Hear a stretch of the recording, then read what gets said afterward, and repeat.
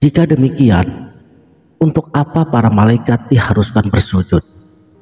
Jika manusia itu hanyalah orang-orang seperti kita, yaitu diri yang tidak memahami bahwa di dalam dirinya telah terdapat unsur ilahiyah. Inilah alat utamanya. Mengapa Allah ingin dikenal? Bismillahirrahmanirrahim. Bermula ketahui olehmu bahwa yang dikatakan sifat itu apa, Tuhan itu apa, zat itu apa, hamba itu apa, Muhammad itu apa, manusia itu apa. Assalamualaikum warahmatullahi wabarakatuh. Salam sang sejati. Tenggelam di dalam hakikat Allah, kembali kepada sumber asalnya diri.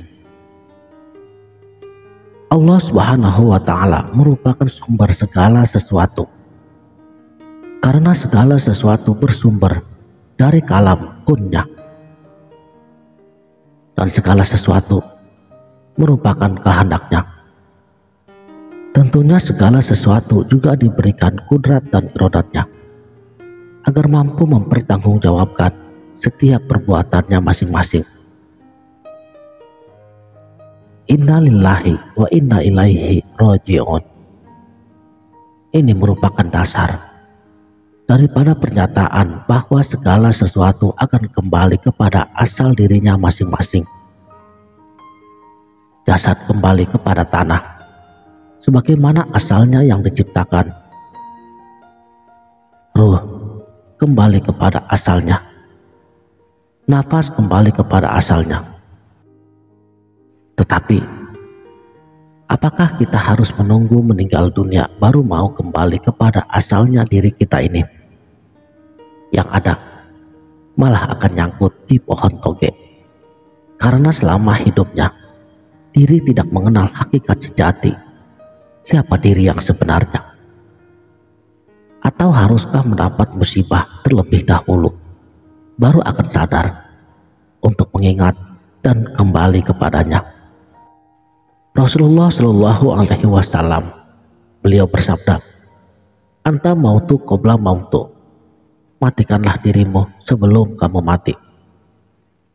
Hadis ini merupakan petunjuk bahwa kita harus kembali kepada Allah sebagai sumber untuk mengenal dirinya secara kafah sebelum kita mati.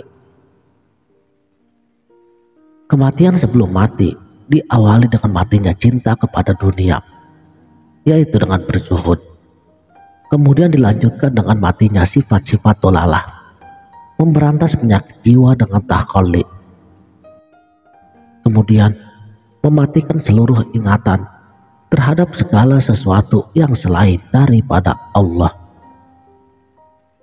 Ucapkanlah la ilaha illallah dan sadarkan diri kita ini bahwa segala sesuatu yang selain daripadanya tidak mempunyai hak apa-apa. Jika benar dalam prakteknya, maka kesadaran insaniah diri kita tenggelam ke dalam hakikat Allah, sebagaimana laksana secerca cahaya yang kembali kepada matahari, seperti tetesan air lautan yang kembali kepada samudra yang tiada bertepi, dan yang ada hanya Allah semata. Pada saat kesadaran sudah melebur, tenggelam, dan sirna, maka sesungguhnya yang berzikir dan yang dizikirkan adalah satu. Apa dayanya secahaya lilin pada matahari? Apa dayanya setetes air lautan pada samudra yang tiada bertepi? Kembali kepada sang sumber hidup ini selagi masih hidup, menghasilkan pengenalan yang luar biasa kepada Allah yang Maha Agung. Saudaraku, sang sejati, potensi besar yang ada di dalam diri kita yang selama ini kebanyakan dari kita tidak menyadarinya. Tetesan air atau secerca cahaya yang saya maksudkan dalam video ini adalah ruh yang yang dimaksud di dalam surat Shad ayat 72. Setitik ruh yang Allah tiupkan dari dirinya sendiri telah sedia adanya pada diri kita. Tanpanya, kita hanya sebuah tubuh yang tiada berdaya apapun. Contohnya, lihatlah pada jenazah. Banyak dari ulama yang menafsirkan bahwa yang dimaksud dengan kata sebagian daripada ruhku adalah ruh ciptaanku. Padahal semuanya telah pasti bahwa tidak ada yang tidak diciptakan oleh Allah. Tetapi jika masih dipahami dengan cara yang demikian, maka untuk apa para malaikat diharuskan untuk bersujud? Jika manusia itu hanyalah orang-orang seperti kita, yaitu diri yang tidak memahami bahwa di dalam diri kita telah terdapat unsur ilahiyah, sehingga perintah bersujud Allah berikan kepada para malaikatnya. Inilah alasan utamanya, dan ini juga adalah alat utamanya mengapa Allah ingin dikenal. Padahal dia sendiri telah menyatakan di dalam surat Asy-Syura ayat 11, Laisa kamislihi syai'un, sesuatu seperti yang tidak ada. Jadi apapun yang kita pikirkan, kita rasakan, pastinya semua bukan Allah, karena dia tidak berjirim dan tidak pula berjisim. Makanya untuk dapat mengenali dirinya, haruslah dengan unsur dari dirinya sendiri, yaitu hakikat sejati ruh yang telah sedia adanya pada diri kita. Dan dia berkata, dan denganku mereka mengenalku. Artinya dengan setetes dari dirinya itulah kita mampu mengenalnya, yaitu dengan cara kembali kepada sang sumber hakikat siapa diri kita sebenarnya. Selain itu, Allah Subhanahu wa Ta'ala menciptakan alam semesta ini daripada nur kekasihnya Muhammad Rasulullah Sallallahu Alaihi Wasallam, dan nur Muhammad inilah yang merupakan pancaran daripada nurullah.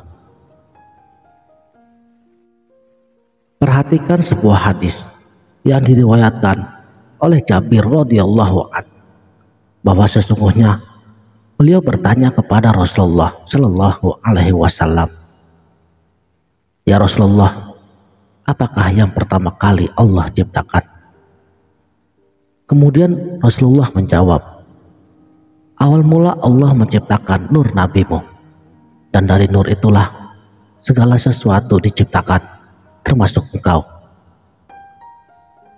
Allah Maha Awal dan telah mengambil bahan utama penciptaan alam semesta beserta dengan isinya itu dari dirinya sendiri, termasuk dengan diri kita, yang diciptakan daripada nur Muhammad, dan nur Muhammad diciptakan daripada nurullah yang memancar dari dirinya sendiri."